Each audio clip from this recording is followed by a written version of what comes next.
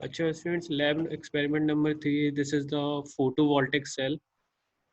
Lab number 3 में हम discuss कर रहे हैं फोटोवोल्टिक सेल। इससे पहले हमने लैब नंबर 1 की थी, इसमें हमने किया था introduction to oscilloscope and function generator.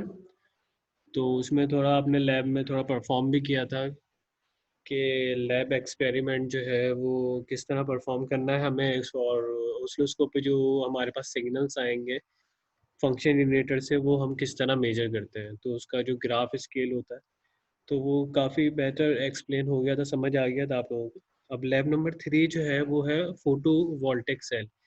अच्छा, ये जो मैं शेयर कर रहा हूँ ना स्टूडेंट्स, तो ये आपको प्रिंट निकालना है, ठीक है। और ये मैं आपको व्हाट्सएप ग्रुप पे और LMS पे पुट कर दूंगा, ठीक है। हम लैब बाय लैब चलेंगे, तो जल्दी जल्दी करने की ज़रूरत नहीं है। जो भी आपको करना हो ना आप मुझसे पूछ लेंगे। आप जो CR उरूबा है उससे कांटेक्ट कर लिया करें, वो मुझसे पूछ लेती है हर चीज़, ठीक है। अच्छा, फोटोवोल्टिक सेल क्या होता है? फोटोवोल्टिक सेल एक सोलर सेल की तरह होता है, जिसका काम होता है करंट प्रोड्यूस करना। करंट प्रोड्यूस किन सेंस में करना और कब करना? देखें, जिस तरह हमारे पास सोलर सेल्स होते हैं, या आपने सोलर पैनल्स देखे होंगे, आपके घर पे लगा, किसी के घर पे भी हो सकता है लगा हुआ हो। मोस्ट ऑफ द हाउसेस के ऊपर सोलर सेल, सोलर पैनल्स लगे हुए होते हैं। वो छत पे क्यों लगे हुए हैं, उनका रीज़न क्या होता है? सोलर पैनल्स का काम क्या होता है कि सन सन की तरफ लगा दें, या सन की जो ज़्यादा से ज़्यादा सूरज की रोशनी पड़े। तो उनका मकसद ये होता है कि जो इंटेंसिटी ऑफ लाइट है ज़्यादा से ज़्यादा हो। जब लाइट जो है सोलर सेल के ऊपर पड़ती है, तो सोलर सेल, सोलर पैनल्स क्या करते हैं, उसको करंट में कन्वर्ट कर देते हैं। तो हम जो फोटोवोल्टिक सेल यहाँ पे पढ़ रहे हैं, ये काम भी यही करता है फोटोवोल्टिक सेल।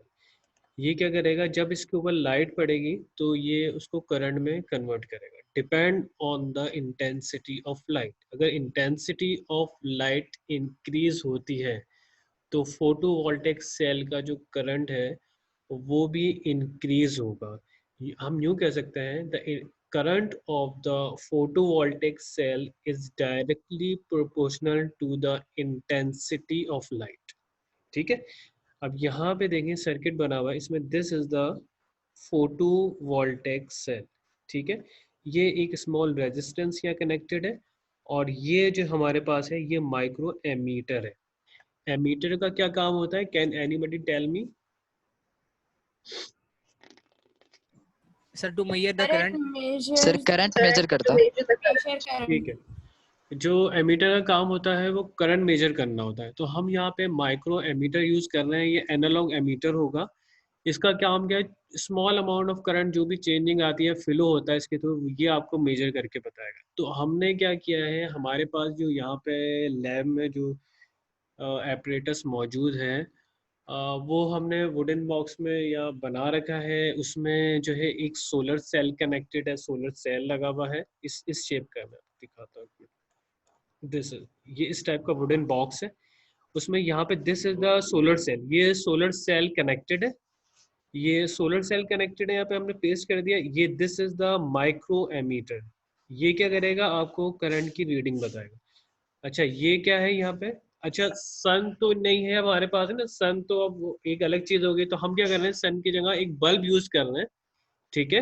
और यहाँ पे जो हम बल्ब यूज करेंगे, दो टाइप के बल्ब यूज करेंगे, दो, एक तो 100 वाट का, और एक जो है वो 200 वाट का, ठीक है।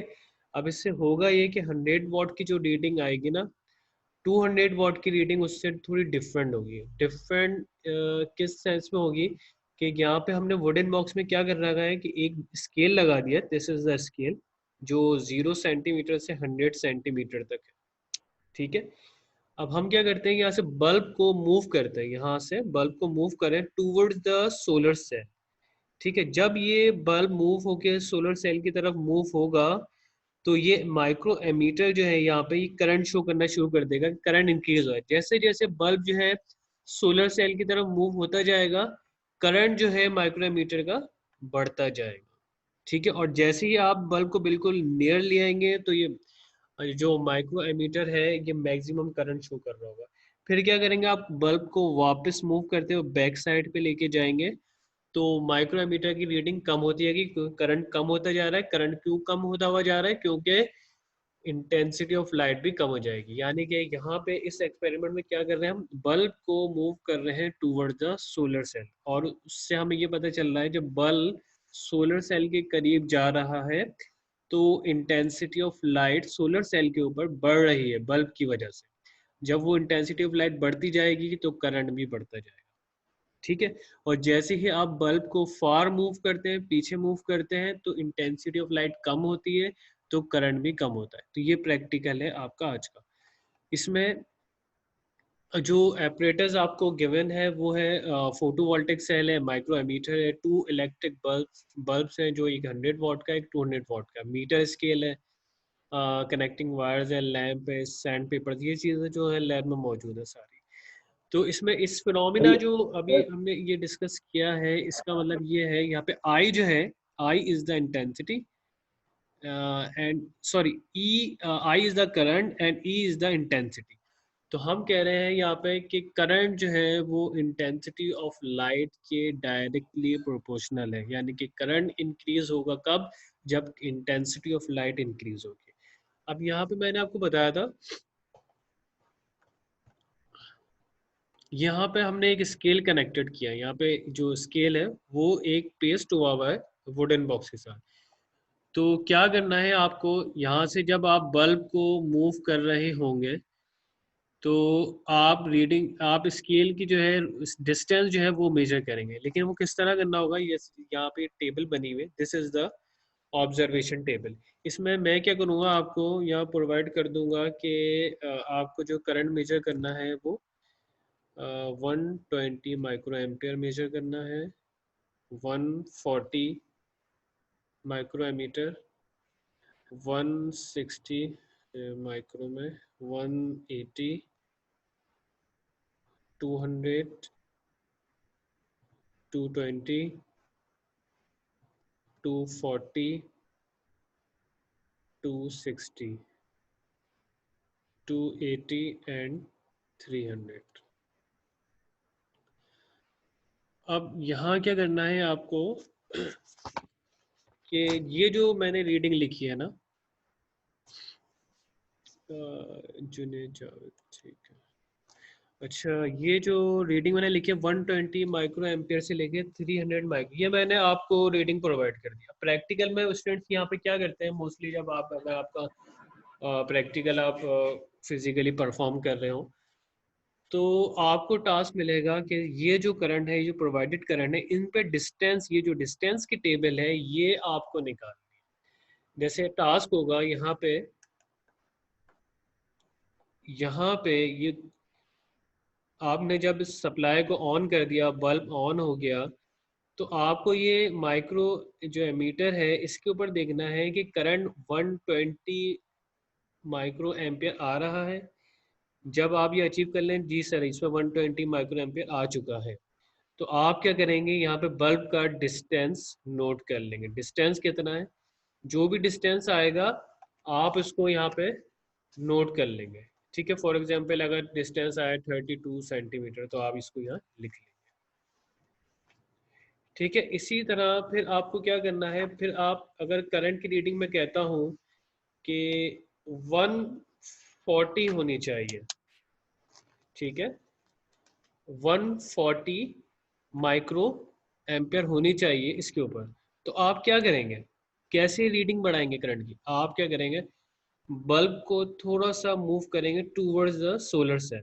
उससे क्या होगा, करंट की जो यहाँ पे एमीटर शो करा होगा उसकी रीडिंग बढ़ जाएगी, 140 माइक्रो एम्पियर वो दे देगा। और जब आपको रिसीव हो जाएगा 140 आ रहा है बिल्कुल, तो आप फॉरन मूवमेंट जो होगी बल्ब की वो रोक देंगे। जैसे ही आप बल्ब की मूवमेंट रोक देंगे, आप वहाँ पे डिस्टेंस मेजर करेंगे कि अब जो है वो डिस्टेंस स्केल पे हम कहाँ पे हैं, स्केल जो है उसका उसकी रीडिंग क्या आ रही है, हम कितनी कौन सी पोजीशन में मौजूद है।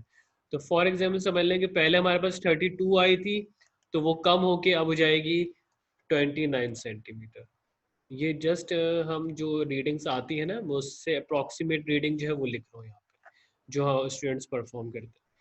ठीक है, इसी तरह जो बल्ब को हम मूव करते रहेंगे और यहाँ पे रीडिंग नोट करते रहेंगे। बल्ब को कैसे कैसे मूव करना है, आपने पहले 120 लाए थे मीटर के ऊपर, अब आप 140 ले आएंगे, ठीक है, फिर 160 लाएंगे, फिर 180 लाएंगे, फिर 200, फिर 220, इसी तरह आप करते करते इसको जो है मैक्सिमम वैल्यू 300 माइक्रो एम्पियर तक चले जाएंगे। और उस वक्त नोट करेंगे भी इसकी रीडिंग जो है स्केल की क्या आ रही है, बल्ब कौन सी डिस्टेंस पे पहुंच चुका है। तो बल्ब ऑलमोस्ट 19.3 सेंटीमीटर तक पहुंच चुका होगा, या 19 सेंटीमीटर, किसी का 18 सेंटीमीटर आता है, ठीक है। तो इस तरह ये जो 32 सेंटीमीटर से हम कहाँ पे आ गए, 19.3 सेंटीमीटर से, यानी कि सोलर सेल से जो डिस्टेंस है बल्ब का, पहले 32 सेंटीमीटर था, और 32 सेंटीमीटर पे जो सोलर सेल है वो करंट जनरेट कर रहा था 120 माइक्रो एम्पियर। फिर हमने क्या किया, बल्ब को मूव करते गए, डिस्टेंस कम करते हुए गए, आगे बढ़ते रहे। तो क्या हुआ, जब डिस्टेंस कम करते हुए गए तो intensity of light solar cell पे जो थी वो बढ़ती चली गई, जिसकी वजह से करंट जो है इंक्रीज होता चला गया, यहाँ तक कि हम 19.3 सेंटीमीटर पे पहुंच गए बिल्कुल लास्ट में। तो हमारे पास जो करंट मिला वो 300 माइक्रो एम्पियर मिल गया। अगर हम मज़ीद इसको बढ़ाएंगे रीडिंग को तो करंट जो है मज़ीद बढ़ जाएगा, लेकिन जो आपके यहाँ माइक्रोमीटर अवेलेबल है उसकी मैक्सिमम रेंज 300 है, ठीक है। तो हमने इसलिए 300 तक इसको रखा है। फिर क्या करना है आपको, इस यही जो चीज़ आपने रिपीट करनी है, कि जैसे आप बल्ब को बिल्कुल करीब ले गए थे 19.3 सेंटीमीटर पे, तो वही फिर उसी डिस्टेंस को दोबारा यहाँ पे आपने नोट करना है और करंट मेजर करना है, तो सेम ही आएगा। फिर हम जो फार पीछे बैकवर्ड होते हुए जाएंगे, बल्ब को वापस हम बैक साइड में मूव करते हुए आएंगे, तो रीडिंग माइक्रो एमीटर की नोट करते हुए आएंगे। और कैसे बैक करते हुए आएंगे, जैसे हम फॉरवर्ड गए थे, रीडिंग नोट करते हुए गए थे 120, 140, 160, और डिस्टेंस नोट करते हुए आ रहे थे, इसी तरह बैक करते हुए जाएंगे। तो फिर चेक करेंगे ये जो हमारे पास डिस्टेंस पहले आए थे जब हम फॉरवर्ड डायरेक्शन में जा रहे थे, और फिर जब हम बैकवर्ड डायरेक्शन में आए, तो क्या ये डिस्टेंसेस जो हमारे पास आए हैं ये बिल्कुल सेम आए हैं या इसमें कोई डिफरेंस आया है। तो यहाँ जब हम परफॉर्म करते हैं तो स्टूडेंट नोट करते हैं कि हाँ सर थोड़ा बहुत डिफरेंस आया, क्योंकि पहले 32 था, अब ये 31.9 है, थोड़ा सा फर्क आ गया। 27 था तो ये 27.2 हो गया सेंटीमीटर, ठीक है। जिस जिस तरह ये 19.3 है तो ये 19.2 सेंटीमीटर हो जाएगा। तो ये थोड़ा सा जो डिफरेंस है ये आएगा इसमें। उसके बाद क्या करना है, आपको मीन निकालना है।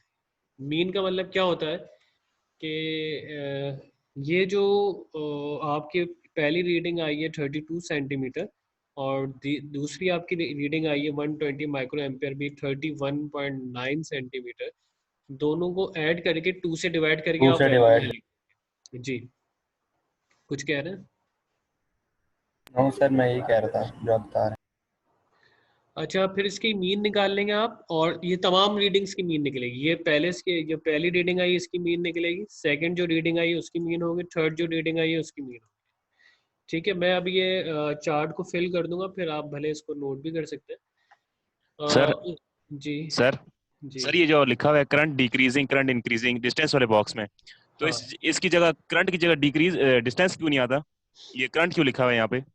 डिस्टेंस ये आना चाहिए ना। दरअसल इन्होंने ये डिस्टेंस आप कह रहे हैं ये भी सही है, लेकिन इसमें इन्होंने बताया कि करंट जो है वो डिक्रीज हो रहा है इस पोजीशन में, लेकिन अब यहाँ पे जो पहले लिखी थी ऑब्जर्वेशन टेबल उसके हिसाब से इन्होंने लिखा है करंट डिक्रीजिंग हो रहा है। लेकिन ये जो मैंने ऑब्जर्वेशन लिखी है ना यहाँ से 120 से लेके 300, तो ये जो आप रीडिंग्स ये लिखते हुए जा रहे हैं, तो यहाँ पे तो करंट इंक्रीज हो रहा है, तो आप ये करंट इंक्रीजिंग लिखेंगे यहाँ पे। तो स्टूडेंट क्या करते हैं जब ये ऑन द स्पॉट परफॉर्म कर रहे होते हैं ना, तो वो इस तरह नहीं कर रहे होते, वो थोड़ा मैंने रिवर्स लिखवा दिया है। वो 300 से शुरू होते हैं और करंट को डिक्रीज करते हुए जा रहे होते हैं, तो इसलिए यहाँ करंट डिक्रीज लिखा हुआ है। तो आप भले डिस्टेंस भी लिख सकते हैं, यहाँ पे कोई इशू नहीं है। डिस्टेंस डिक्रीजिंग या डिस्टेंस इंक्रीजिंग कर लें, कोई इशू नहीं है, वो आप चेंज भी कर सकते हो, इसका इशू सर नहीं। अगर करंट लिखा हो तो फिर तो बात बदल रही है ना सर, करंट के बारे में हो रहा है, करंट डिक्रीज हो रहा है, करंट इंक्रीज हो रहा है। अगर डिस्टेंस हो तो वो ज्यादा सही है मेरे ख्याल में। चले इसको डिस्टेंस कर लेते हैं, कोई मसला नहीं है। डिस्टेंस अब ये डिस्टेंस क्या हो रहा है, डिक्रीज हो रहा है, इंक्रीज हो रहा है? सर ऊपर डिस्टेंस ऑलरेडी लिखा हुआ है इसके ऊपर ही। ठीक है, अब इसको और क्लियर कर लें क्योंकि स्टूडेंट्स को थोड़ी डिफिकल्टी हो रही है, तो इस तरह कर लें।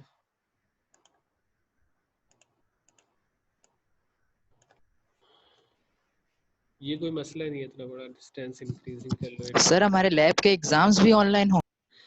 तो बेटा अभी तो कुछ पता नहीं है, अभी देखें आप क्या आगे होता है। अभी कुछ ऑन कैंपस भी चल रहा है, कुछ ऑनलाइन भी चल रहा है, तो जैसे जैसे इंस्ट्रक्शन मिलती रहेगी हम वैसे वैसे चलते रहेंगे। ठीक है, हो सकता है आपकी नेक्स्ट लाइव ऑन कैंपस हो जाए, लेकिन कुछ पता नहीं है अभी तक। अभी तो ऑनलाइन का जो लेटर आया वही करना है। अच्छा ये मुझे बताएं, यहाँ तक बात समझ आई है सबके? Yes sir. क्लियर? मीन निकाल Yes, लेंगे sir. आप लोग? मीन कैसे निकालनी समझ आ गई?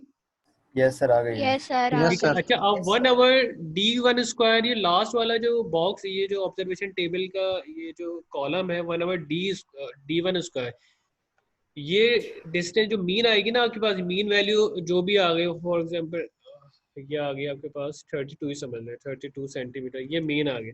तो 32 सेंटीमीटर का आपको क्या करना है, स्क्वायर निकाल के इसका इन्वर्स लेना है और यहाँ पे लिखना है। ठीक है, वो वैल्यू आप यहाँ पे लिखेंगे, ये मैं लिख नहीं रहा, ये आपको खुद करना है। क्या करेंगे, 32 जो मीन आपकी यहाँ पे आई है उस मीन का इन्वर्स लेना 1/d1², और यहाँ पे आप इसको पेस्ट कर देंगे। ठीक है, लिख लेंगे। अच्छा ये सारी वैल्यूज फिर आपकी यहाँ पे आ जाएंगी, ये मीन से लेनी है आपको। और ये काम किस पे कर रहे थे आप, 100 वॉट के बल्ब पे, 100 वॉट के बल्ब पे आप ये काम कर रहे हो। ठीक है, ये जो मैं रीडिंग भी लिख रहा था, मैं रीडिंग ये कंप्लीट कर देता हूँ चले आपकी ना, तो आपको और आसानी हो जाएगी। 25 सेंटीमीटर, Sir? ठीक है, 24 सेंटीमीटर, उसके बाद ये आएगा आपके पास 23 सेंटीमीटर, 22 सेंटीमीटर, 21.4 सेंटीमीटर। सर ये फिक्स्ड है, रीडिंग फिक्स्ड है? ये बेटा मैं जो हमने प्रैक्टिकल परफॉर्म किया था ना स्टूडेंट्स में, जो हमारा हुआ था लास्ट टाइम, तो उसके हिसाब से मैं लिख रहा हूँ। ठीक है, तो ये मैं अप्रोक्सीमेट लिख रहा हूँ, मतलब कि यही रीडिंग आती है ऑलमोस्ट।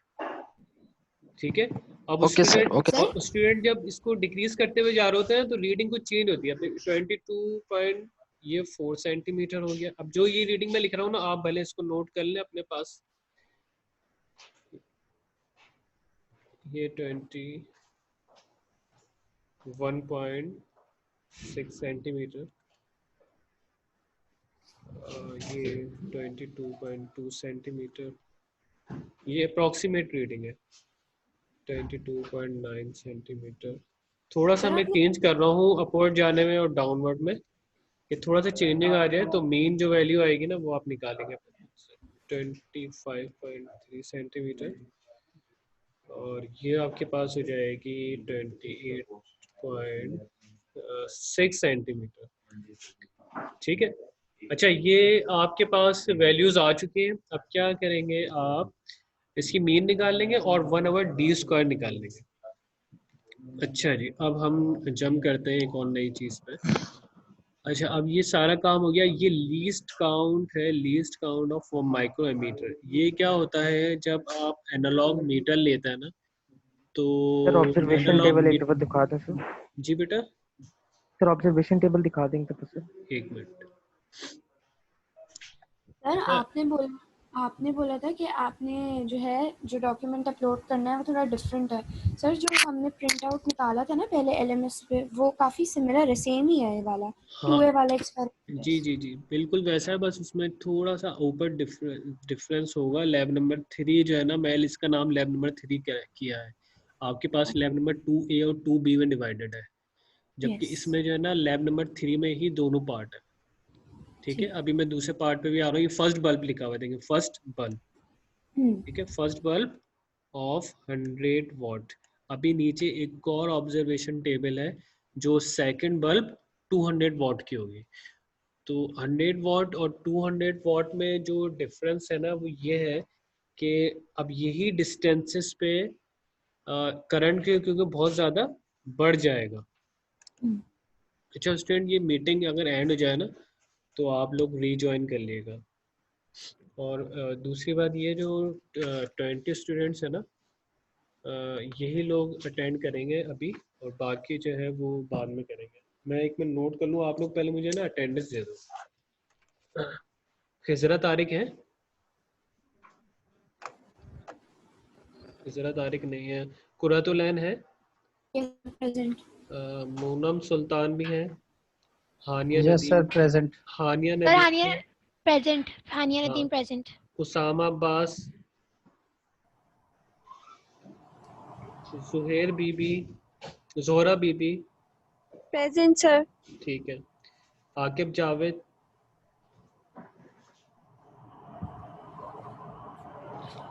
अच्छा इसमें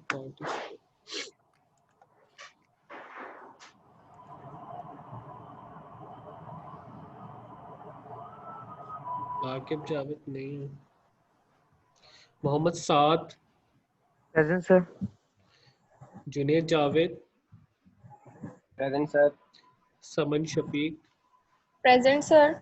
Ehtesham Akmal, present sir. Huda Safiuddin, sir sir और उसामा अब्बास प्रेजेंट है, उसने चैट में लिखा हुआ है, मतलब आपने देखा नहीं। कौन प्रेजेंट है? उसामा अब्बास, उसने चैट में लिखा है। उसामा अब्बास किधर है?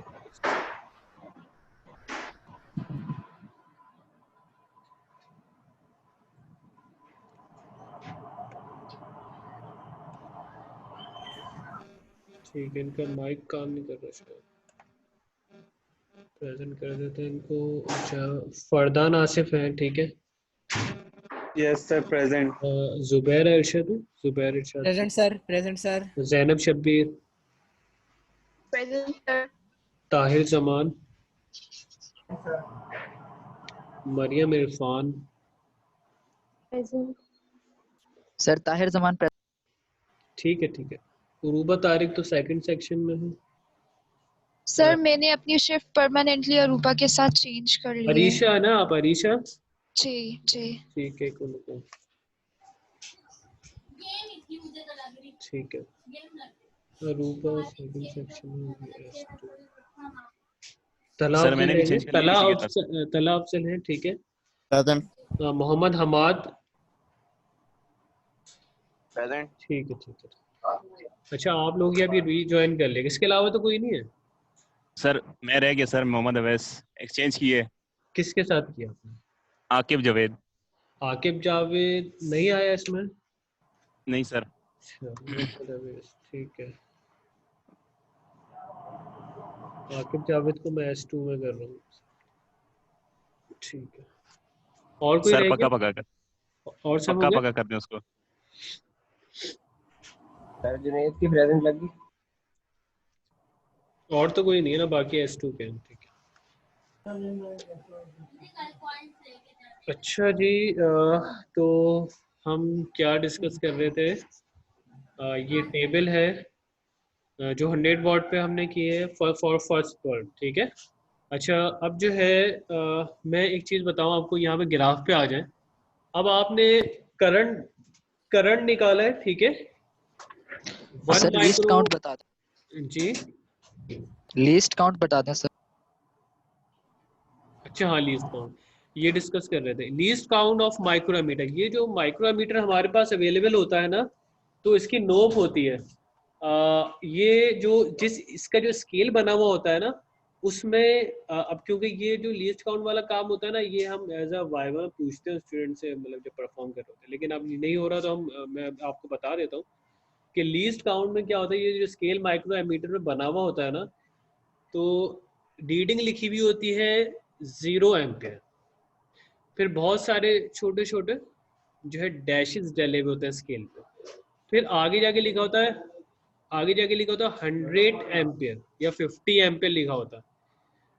तो 20 में आप जो ये डैश डैश डैश जो डैशेस आ रहे हैं, ये आपको काउंट करने पड़ते हैं कितने हैं। अगर पहले लिखा हुआ है 0 एम्पियर और फिर बीच में इसके दरमियान में 10 बार डैश जो लाइंस आई वो 10 है, 10 ब्लॉक्स में वो डिवाइड हुआ है, और फिर 100 एम्पियर लिखा हुआ है, इसका मतलब आपका जो लीस्ट काउंट है वो है 10 माइक्रो एम्पियर।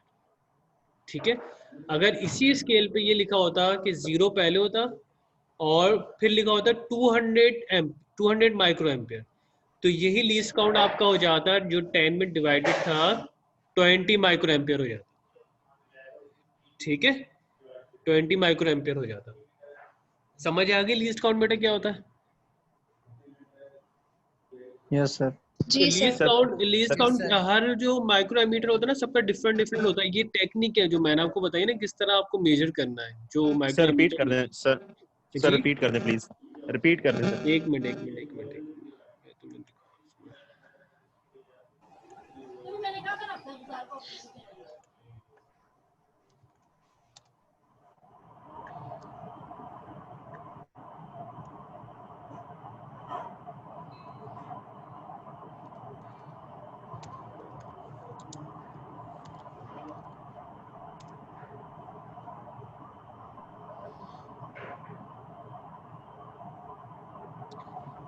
अच्छा एक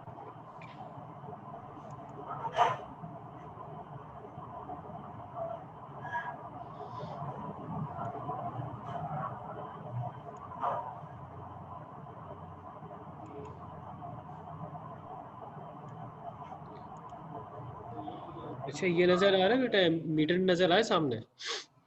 यस सर। अच्छा अब ये देखो यहाँ तुम्हें और क्लियर हो जाएगा। ये देखो ये एक एम्पियर, ये एनालॉग मीटर है, ऐसे मीटर्स हमारे पास ये लगे हुए। अब ये लिखा हुआ है 100 एम्पियर 20। अब ये मिली भी हो सकता है, माइक्रो भी हो सकता है, ये सिर्फ एम्पियर्स भी हो सकता है। तो हमारे पास माइक्रो के हैं तो हम कंसीडर कर लेते हैं माइक्रो। तो ये 0 है, 20 micro, 40 micro, 60 micro, 80 micro, 100 micro. तो ये 20 जो है, अब ये 20 जो है मैं अगर आपसे पूछता हूँ कि इस वाले एमीटर का लीस्ट काउंट बताइए तो आप क्या करेंगे? आप कहेंगे सर ये 20 जो है 1 2 3 4 पार्ट्स में डिवाइडेड है, 0.5। तो इसका जो हो जाएगा वो हो जाएगा 5 माइक्रो एमीटर इज द हाँ 5। 5 इसका लीस्ट काउंट हो जाएगा। ठीक है, अगर यही रीडिंग आप इसमें देखो, दूसरे वाले में देख लो, इसमें चेंज है। ठीक है, अगर आप दूसरा मीटर लेंगे, ये मीटर लेंगे तो इसमें चेंज हो जाएगी। ठीक है, जैसे ये मीटर है, इसमें 1 2 3 4 5 6 7 8 9 10 में डिवाइडेड है। 10 है ये सर। ये वोल्ट मीटर है। ठीक है, इसका सर, 5 इसका जो जीरो से काउंट करते हैं, जीरो से काउंट करते हैं। 0 से काउंट करेंगे। सही। ठीक है, और डिविजन्स देखेंगे कितने, पहले वाले जो पहला वाला आपने देखा था उसमें डिविजन्स कितने थे? सिर्फ 4 डिविजन्स थे। इस वाले में कितने डिविजन्स हैं? 10 डिविजन्स हैं। तो ये जो वैल्यू होती है ना ऊपर वाली, उसको डिवीजन से डिवाइड कर दें आप, तो लीस्ट काउंट आ जाएगा। ठीक है, जैसे ये वाला मैं एक्सप्लेन कर रहा था कि कितने 1 2 3 4, 20 को 4 से डिवाइड कर दें, कितना आया? 5, यानी कि लीस्ट काउंट इज 5। ठीक है, समझ आ गया? Yes yes sir. अब हम लैब की तरफ वापस आ जाते हैं। अच्छा, अब ये आपको ग्राफ डेवलप करना है। यहाँ पे ये ग्राफ जो है, जिस ग्राफ आप लोगों ने पहले बनाया होगा, ग्राफ क्या होता है, किस तरह बनता है, तो ग्राफ ये आपको खुद बनाना है। इसमें एक तो वर्टिकल एक्सिस होती है, एक वाई एक्सिस होती है, एक एक्स एक्सिस होती है। वर्टिकल वाई एक्सिस होती है और हॉरिजॉन्टल जो है वो एक्स एक्सिस होती है। जी, आपने बताया था कि लीस्ट काउंट हम 10 लिखेंगे, तो हमें कैसे पता आपने कौन सा यूज किया था? तो वो जो लिस्ट काउंट जो है हमारे पास, जो मैं आपको बता रहा हूँ ना, इस वजह से आपको लिखना पड़ेगा, क्योंकि हमारे पास जो लिस्ट काउंट है उसमें वो 10 इसलिए है क्योंकि हमारे पास जो रेंज है ना वो है 0 100 200 एंड 300। ठीक है, ये तीन जो डिवाइड हुआ है ना मीटर, वो 100 200 300 में। तो 100 तक जब रीडिंग आ रही है ना, उसके मजीद जो डिविजन्स बने हुए हैं वो 10 डिविजन्स बने हुए हैं। तो 100 को हमने 10 से जब डिवाइड किया तो लीस्ट काउंट 10 बन गया। सही। क्लियर है? क्योंकि हम लैब में जो चीज प्रोवाइडेड है उस पर काम करेंगे। सही है बेटा? यस। अब